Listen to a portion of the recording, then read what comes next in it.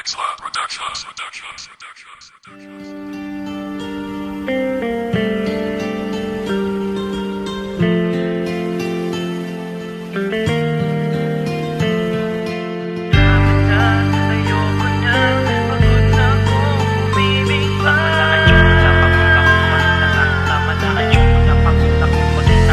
Ilang beses ko na pinagsiksikan ng sarili ko sa mga babaeng tanging gusto lamang ang luho. At dahil sa minahal ko sila, agad ko tong inalay upang sa piling ko ay hindi na sila mawalay. Noong unti-unti na akong nagipit, ang kamay nila'y bumitaw sa pagkakakapit dahil wala na akong maibigay na yaman at wala na rin akong pakinabang. Anak ng puta naman, alam ko sana hindi ko na sila minahal, kung dahil sa luho kaya sila nagmamahal. Dapat lumapit sila sa matandang madaling mamatay at paniguradong punong-puno ng yaman ng kanilang kamay. Hindi sa tulad ko na walang may bibigay, kundi isang pangakong magsasama panghabang buhay at gagawa ng mga anak para sa aming dalawa. At pangakong wala nang lalandiin pang iba. Yan ang mga pangako na aking ibabato at itatatak sa babaeng kabiyak ng aking puso. Ngunit dahil wala na siya sa aking feeling, ito ang masasabi ko at uling habiling. Magpakasaya ka ngayon sa napili mong daan, at sana malala mo na meron kang kasintahan na handa kang tanggapin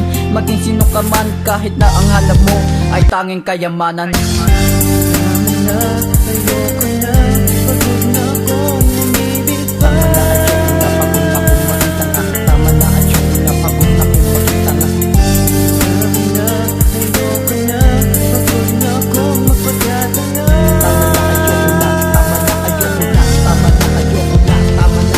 Ano, kamusta na?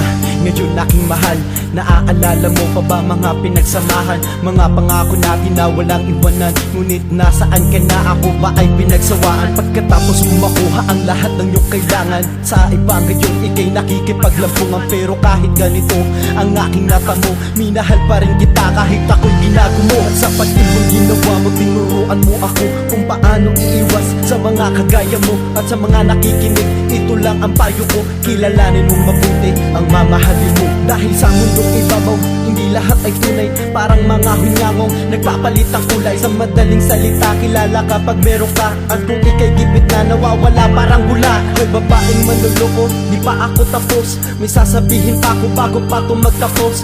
Putang ina mo, yan ang tatandaan mo, di na ako magpapaloko sa kagaya mo. Tama na, ayoko na, pagod na kong maging tanga. Salamat sa pagmulat mo ng aking mata, na kahit anong gawin, ilang beses balik ta rin, wala na akong magagawa kundi ikaw ay palayain.